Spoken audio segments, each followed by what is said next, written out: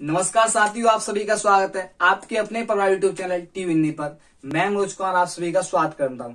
दोस्तों, जैसा कि पता है हमारे चैनल पर आरआरबी, रेलवे ग्रुप डी तथा यूपी लेखपाल की क्लासेस लगातार चल रही हैं। उसी के बीच में आज एक टॉपिक लेके उपस्थित हूँ, वो है हमारा महत्तम समापवर्तक एवं लघुत्तम समापवर्तक। आज बात करने वाले हम महत्तम समापवर्तक एवं लघुत्तम समापवर्तक के बारे में।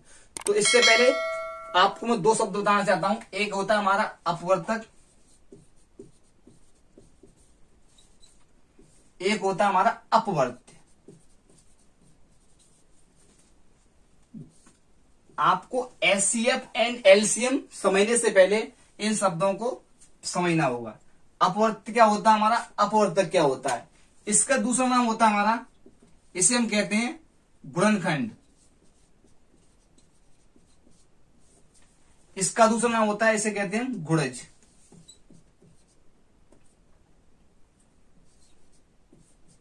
यानी कि इसे बोले तो ये फैक्टर होता है हमारा, ये होता है हमारा मल्टीप्लाइकेशन। तो फैक्टर क्या होता है, इससे संबंधित मैं आपको एक वीडियो कर चुका हूं। उस वाली वीडियो में मैंने आपको बताया है कंप्लीट फैक्टर के बारे में कि फैक्टर होता क्या है, इसके सम फैक्टर क्या होते हैं, इसके इवन यानी इवन बोले तो सम फैक्टर, वही ऑड बोले तो विषम फैक्टर क्या होते हैं। साथ साथ बताया था मैं आपको अभाज्य गुणनखंड के बारे में।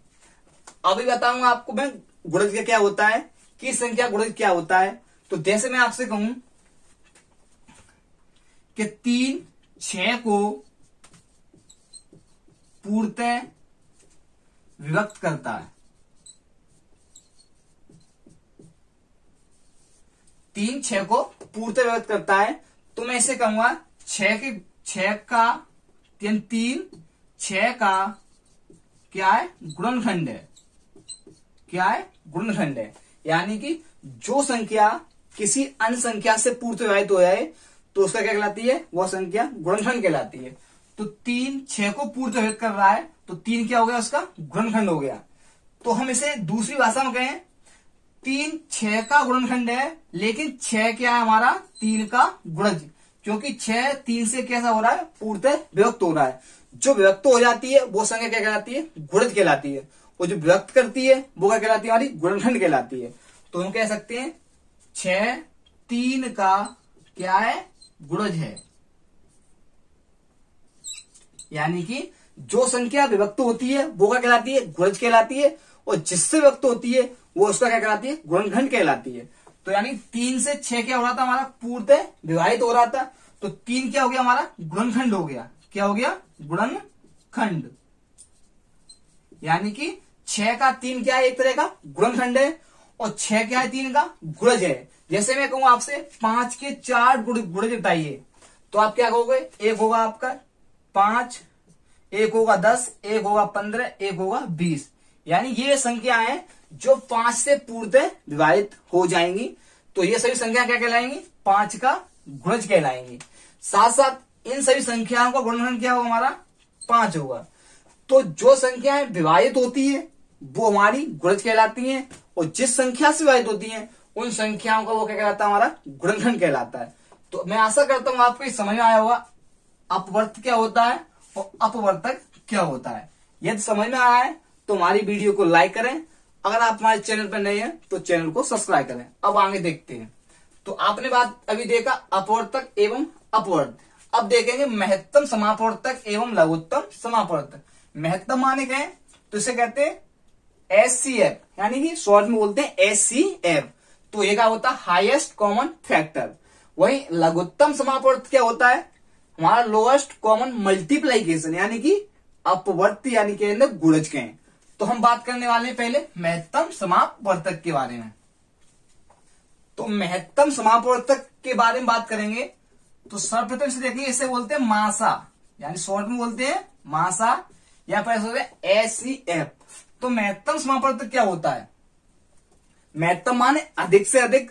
समापवर्तक को अगर मैं इसे खंड करूं तो समाप माने हो समान, महत्तम माने क्या होता है हमारा, अधिक से अधिक। सम से आया समान, अपवर्तक से आया गुणनखंड। यानी कि आपने इसे समझ लिया होगा, अधिक से अधिक जो कॉमन यानी समान मान क्या होता है, कॉमन कॉमन गुणनखंड होते हैं वो क्या कहलाते हैं, हमारे महत्तम समापवर्तक कहलाते हैं। जैसे मैं आपसे कहूं 3 और 6 का एचसीएफ ज्ञात करो, तो आपका देखना है हाईएस्ट देखना है और कॉमन देखना है और फैक्टर देखना है। तो 3 के फैक्टर क्या होते हैं हमारे, 3 के फैक्टर 1 और 3 होता है। वही 6 के फैक्टर क्या होते हैं हमारे, 1, 2 और आपका 3 और 6। यानी कि मैं तो आपको एक वीडियो बताया था गुणनखंड क्या होते हैं, वे संख्याएं जो संख्या को विभाजित कर देती हैं वो सभी क्या कहलाती है, उसका गुणनखंड कहलाती हैं। तो ये सभी संख्याओं से 6 क्या होगा, विभाजित होगा, तो सभी क्या ये इसके गुणनखंड है। और आपका मासा क्या होता है, हाईएस्ट कॉमन फैक्टर। तो सबसे हाईएस्ट कौन सा है और कॉमन होना चाहिए, तो दोनों में हाईएस्ट कॉमन क्या हमारा 3 है, तो मासा क्या हो गया हमारा, मासा हो गया हमारा 3, मासा आ गया हमारा 3। अतः जो संख्याओं में कॉमन होता है और हाईएस्ट फैक्टर होता है वही हमारा क्या कहलाता है, मासा कहलाता है। ये तो हमारी कॉमन विषय था। आज मैं आपको दिखाऊंगा मासा को कई तरीके से हम निकाल सकते हैं। एक होती है भागविद, एक होती है हमारी गुणनखंड विद, एक ऐसी शॉर्ट विद होती है जिससे हम मासा को आसानी से निकाल देते हैं। जैसे आप मैं एक और क्वेश्चन लेता हूं, जैसे मुझे लेना है 128 144 का मासा। एक छोटा सा क्वेश्चन है, 128 और 144 का मासा निकालना है। तो पहली विधि होती है, एक होती है हमारी फैक्टर विधि, यानी कि 128 के अभाज्य फैक्टर कीजिए। यानी कि गुणनखंड विधि में अभाज्य गुणनखंड विधि, अभाज्य जानते हो, वैसे गुणनखंड जो किसी संख्या से विभाजित ना हो वो क्या कहलाते हैं, उसके अभाज्य गुणनखंड कहलाते हैं। तो 128 के फैक्टर करेंगे अभाज्य गुणनखंड, तो क्या आएगा, 128 को काटेंगे आप, 2 से काटा 6 4, 2 से काटो 3 2, 2 से काटा 32 को 16 बार कटेगा, 2 से काटोगे 8 बार, यानी 2 से काटोगे 4, 2 से काटोगे 2 और 2 से काटोगे 1, तो आपके आए 1 2 3 4 5 6 7, यानी 2 की पावर या 7 कह लो या 7 और लिख लो, 3 4 5 6 और 7। वही आपका 144 के फैक्टर करोगे तो 144 के फैक्टर आएंगे हमारे, 2 से काटा 72, 2 से काटोगे 36, 2 से काटोगे तो 18, 2 से काटोगे तो 9 और 3 से काटोगे 3, 3 से काटा 1, तो आपका आ गया 4 बार 2 1 2 3 4, वही 3 आया हमारा 2 बार। तो मासा क्या होता है, हाईएस्ट अधिक से अधिक कॉमन होना चाहिए। तो अब इसका मासा निकालेंगे तो कॉमन क्या हमारा, 1 2 का मिल गया पेड़, दूसरा पेड़ मिल गया 2 का, तीसरा मिल गया पेड़,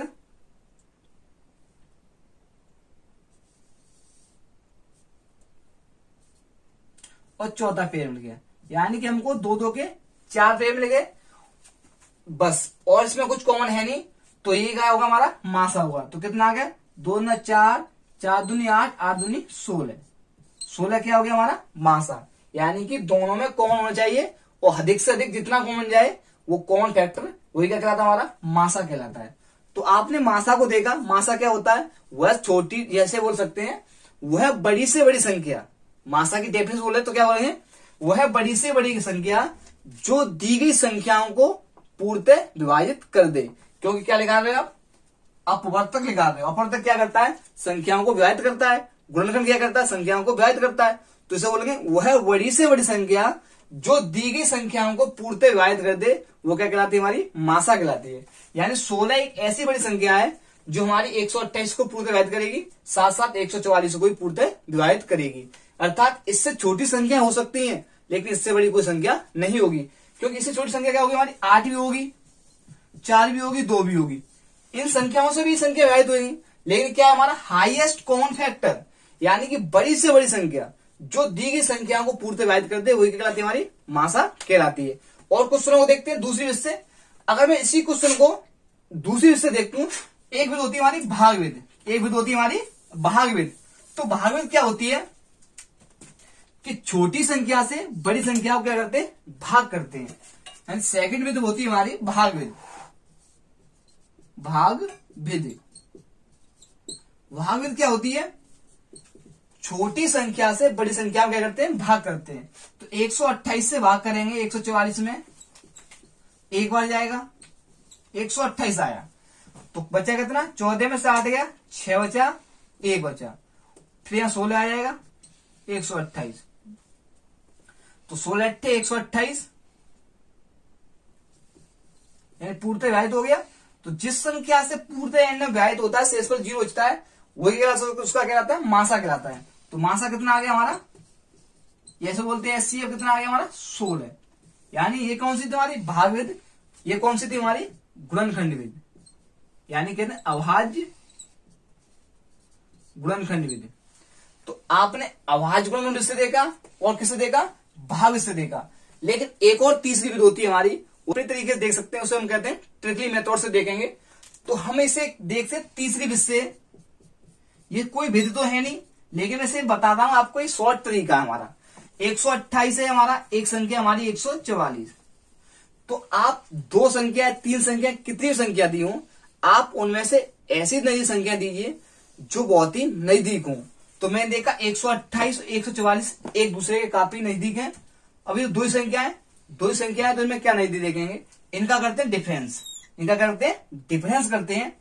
तो मैंने देखा इनका डिफरेंस कितना आया, 16 आ गया, कितना आ गया 16। तो जिन संख्याओं का डिफरेंस होता है वही क्या होता है, उनका मासा होता है, वही क्या होता है, मासा। यदि डिफरेंस मासा नहीं होगा तो उस डिफरेंस का क्या होगा, गुणनखंड मासा होगा। अभी तो यहां 16 मासा, 16 से ये भी कट जाएगा, ये भी कट जाएगा। देख एक और अन्य क्वेश्चन लेते हैं। जैसे एक क्वेश्चन दिया हमारा 84, 126, 140 का मासा ज्ञात कीजिए। तो आप चाहें तो पहली विधि से यानी कि अभाज्य गुणनखंड विधि से निकाल सकते हैं, अभाज्य गुणनखंड विधि से। दूसरी विधि होती है भागविद, सेकंड विधि हमारी क्या है, भागविद, यानी कि भाग विधि। और तीसरी विधि में आपको बताई थी, ना आपको गुणनखंड करने हैं, ना आपको भाग देना है। आप दी गई संख्याओं में चाहे कितनी संख्या हो क्यों ना हो, आप उनमें से दो संख्याएं ऐसी लीजिए जो एक दूसरे के काफी नजदीक हो। तो मैंने देखा 126, 140 एक दूसरे के काफी नजदीक है, तो उनका कीजिए डिफरेंस। तो आप इनका डिफरेंस करोगे, 140 यानी 126 घटाओगे, कितना बचेगा हमारा 4, यानी 14 बचा। यानी 14 से अगर हमारा तीन संख्या कट रही है तो मासा क्या होगा हमारा 14 होगा। तो मैंने देखा 14 से 84 हमारा कट जाएगा, क्योंकि 14 छिक्के 84 होता है और 14 निम्मा 26 होता है, 14 140 होते हैं। तो हमारा मासा क्या हो गया 14। अगर 14 से संख्या ना कटती तो हमारा मासा क्या होता, 14 का फैक्टर होता है, इसके करते फैक्टर। तो 14 का फैक्टर करते, जो इसका फैक्टर होता है वही क्या होता है, उसका मासा होता है। जैसे एक क्वेश्चन दिया है 15, 18, 24, 27, 36 का मासा ज्ञात कीजिए। तो आप इनमें से दो संख्या ऐसी लीजिए जो एक दूसरे के काफी नजदीक हो। तो मैंने देखा 15, 18 एक दूसरे काफी नजदीक है, इनमें डिफरेंस कितने का है, 3 का। तो मासा कितना आएगा हमारा 3। अगर मासा 3 नहीं होगा तो क्या होगा, फिर 1 होगा, क्योंकि 3 के भाज्य फैक्टर कोई होते नहीं है। तो 3 और 3 से देखता हूं, 3 पे 15, 3 के 18, 3 24, 3 27 और आपके 3 से इससे काटोगे 3 1 3 12 और कट जाएगा। तो मासा क्या हो गया 3 हो गया। मासा क्या होता है, संख्याओं को पूर्णतः विभाजित करता है। तो 3 से ये सभी संख्याएं पूर्णतः विभाजित हो रही हैं, तो मासा क्या हो गया 3 हो गया। यानी मासा निकालने की बहुत ही सरल ट्रिक है। आप जितनी भी संख्या दी हो, 4, 3, 2 कितनी भी दी हो, उन संख्याओं में आप दो संख्याएं ऐसी लीजिए जो एक दूसरे के काफी नजदीक हो। नजदीक होती हैं तो उनका डिफरेंस ही क्या होता है, मासा होता है। ये डिफरेंस से संख्या नहीं कट रही है तो आप उसके फैक्टर कीजिए, फैक्टर क्या होगा, उसका मासा होगा। कुछ नहीं होगा तो फिर एक क्या होता है, मासा होता है। जैसे क्वेश्चन में मुझसे पूछा है किसी ने कि 0 और 6 का मासा ज्ञात करो। छोटा सा क्वेश्चन है, तो किसी ने ऑप्शन दिया था इसका मासा ज्ञात करने के लिए 0, 6 का मासा ज्ञात कीजिए। तो मैं 0 से देखा 0 के फैक्टर कर नहीं सकता, वही 6 के फैक्टर कितने आए 2 गुणा 3, यानी अभाज्य फैक्टर कीजिए। मैंने फैक्टर से इसका मासा निकालने की निकाला। तो मैंने देखा 0 के फैक्टर कर नहीं सकता, तो मासा क्या होगा इसका इनफाइनाइट होगा, यानी अपरिभाषित, इसे ज्ञात नहीं कर सकते।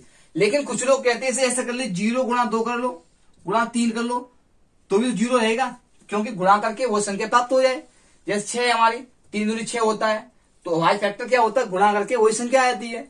तो मैंने देखा 0 में 2 गुणा कर दूं तो ही कोई परिवर्तन नहीं हुआ, तो भी 0 रहेगी। 7 3 कर दूं तो भी कितना रहेगा, 0 रहेगा।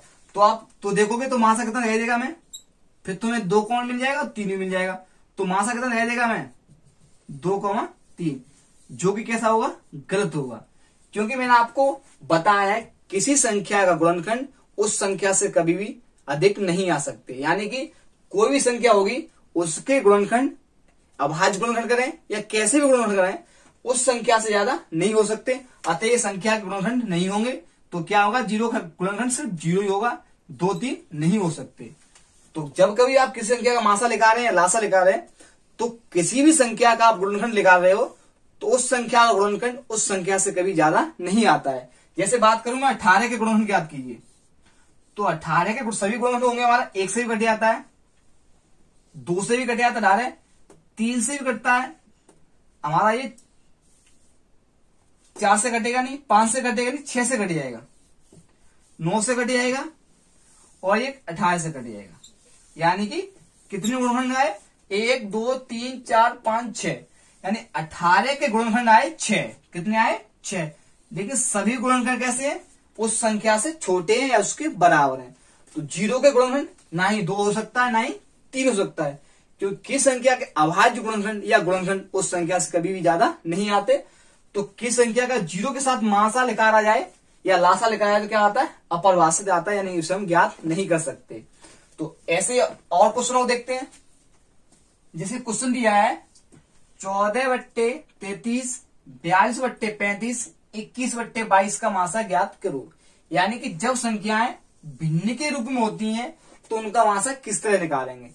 तो जब आपको संख्याएं भिन्न के रूप में दी हो, P/Q के रूप में दी हो, ये R/K मान लें के रूप की हो, तो यदि आपको मासा निकालना हो, मासा, तो क्या करते हैं, हर का तो निकालते हैं आप, लासा, अंश का निकालते हैं मासा। यानी कि ऐसे बोले, जो पूछा गया है उसी को हमें ऊपर निकालना है। यदि इसका लासा पूछा जाता या ऐसे मान लो P/Q के रूप में, R/K के रूप के हैं, यदि आपसे इसका लासा पूछा जाता, संख्याओं का लासा मैं आपको बताऊंगा लासा किस तरह निकालते हैं, लेकिन आपको पूछा जाता तो क्या करते, अंश का निकालते लासा, अंश का लासा, हल्का मासा। यानी जो आपसे पूछा है उसको हम क्या रखना है, ऊपर रखना है। तो इससे में क्या पूछा गया भिन्नों में, 14/33, 42/35, 21/22 का मासा ज्ञात कीजिए। तो इसका मासा निकालना है, जो पूछा जाता है उसका कहते हैं ऊपर रखते हैं। तो हम क्या करेंगे, अंश का क्या निकालेंगे, मासा। तो 14, 42, 21 का निकालना मासा। तो मासा निकालना में तो आपको बहुत सरल तरीका बताया है कि दो संख्या ऐसी लीजिए, यानी 14, 42, 21 का हमें क्या लगाना है, मासा निकालना है। तो मैंने देखा 14, 21 एक दूसरे काफी नजदीक है, तो इनका मासा कितना होगा, यानी 21 - 14 करूंगा, कितना आएगा, 7। 7 से 14 भी कट जाएगा, 42 भी कट जाएगा और 21 भी कट जाएगा। तो क्या हो गया, ऊपर 7 आ गया। इस चीज को आप ऑप्शन में देख के, यदि किसी संख्या का मासा ऊपर 7 हो उसे आप टिक मार सकते हो, लेकिन आप यहां ऑप्शन नहीं दिए तो मैं क्या करूंगा, अब इनका लूंगा लासा।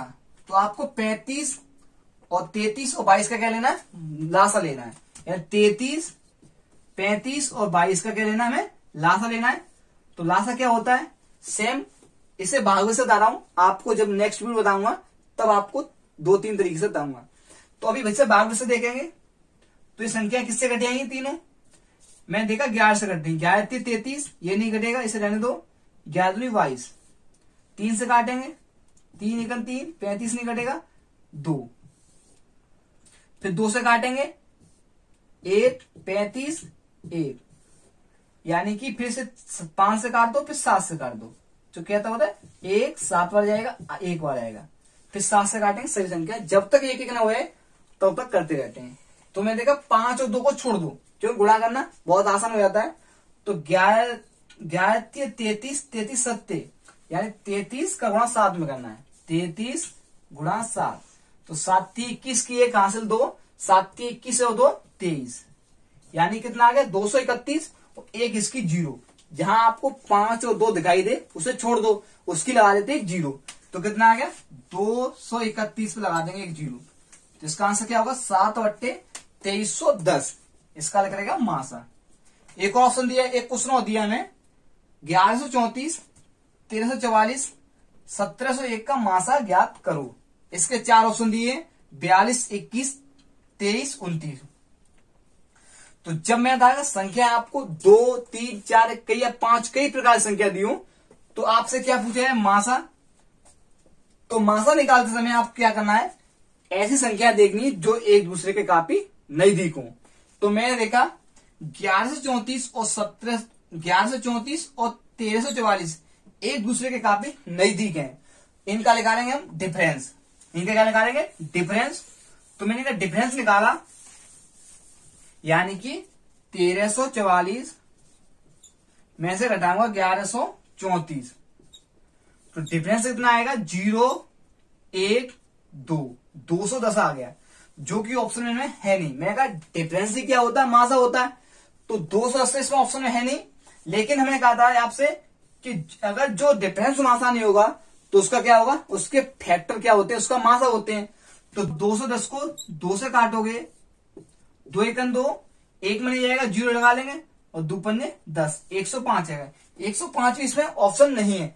ऑप्शन क्या है 42, 21, 23, 29। तो 29 से तो 105 कटेगा नहीं, आपका 23 से 105 कटेगा नहीं, 23 से 105 पूर्णतः विभाजित नहीं होगा। मैं देखा 21 से कट जाएगा और 42 से भी देखता हूं कटेगा कि नहीं, 42 से भी नहीं कटेगा। तो 21 से अगर भाग देने पर इसका क्या है फैक्टर पूर्णतः विभाजित हो रहा है, तो ये क्या होगा इसका मासा होगा। तो मासा क्या होगा आपका आंसर आएगा आपका 21, यानी कि इसके फैक्टर हो गए, इसके फैक्टर में आएगा 21, 21 ही क्या होगा इसका मासा होगा। तो जब कभी आपको मासा पूछा जाए तो आपको ना ही भागफल लगानी है ना ही गुणनखंड में लगानी है। आप दी गई संख्याओं में ऐसी 2 संख्याएं देखिए जो एक दूसरे के काफी नजदीक हो, फिर उनका डिफरेंस ही क्या होता है मासा होता है। या डिफरेंस काफी बड़ा है जो ऑप्शन में नहीं मिल रहा है, तो उसका आप ये देखिए डिफरेंस किन किन संख्याओं से कर सकता है। इसे हम डायरेक्टली दे सकते थे 42 से डिफरेंस कट जाएगा, 21 से भी कट जाएगा, लेकिन ना ही 29 से कटेगा और ना ही आपके 23 से कटेगा। ये 2 संख्याएं तो हो नहीं सकती, रहेगी 42 और 21।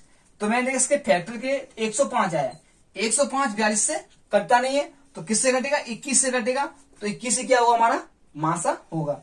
लेकिन आप यदि आप इसको लगाते गुणनखंड से या भाग से तो काफी टाइम लेता। गुणनखंड में क्या करते हैं आप 1134 का क्या करते फैक्टर करते, वहीं आप 1344 के भी क्या करते फैक्टर करते, वहीं 1701 के भी क्या करते फैक्टर करते। फैक्टर फिर आप कॉमन देखते तब बता पाते मासा, या फिर इसे भाग से करते, तो फिर आप इसे भाग से करते तो काफी आपको टाइम लगता। मैं बता दूं आप किस तरह भाग से निकालते संख्या को मासा। 3 संख्याओं का मासा जब आपको भाग से निकालना हो तो किस तरह से निकालेंगे। जैसे यही संख्या है, एक है हमारी 1701 है, तो पहले आप हमारा आंसर कितना आया 21 आया ना। पहले आप 2 संख्या लीजिए जो एक दूसरे के काफी नजदीक हो, यानी 1134 से भाग करना है आपको, भाग से करना है 1344 में।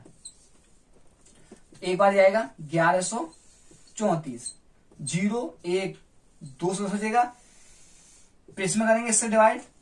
जब तक घटाते हैं फिर इसमें भाग नहीं आए तो इस संख्या का और इसमें देते हैं 1134। इसे आपने भाग करा तो कितना हो जाएगा आपका 200 मान लो, 2 × 5 और चला जाएगा 0, 5 × 1 5, 5 2 10, कितना बचा आपका 4 और 13 में से 5 गया 8।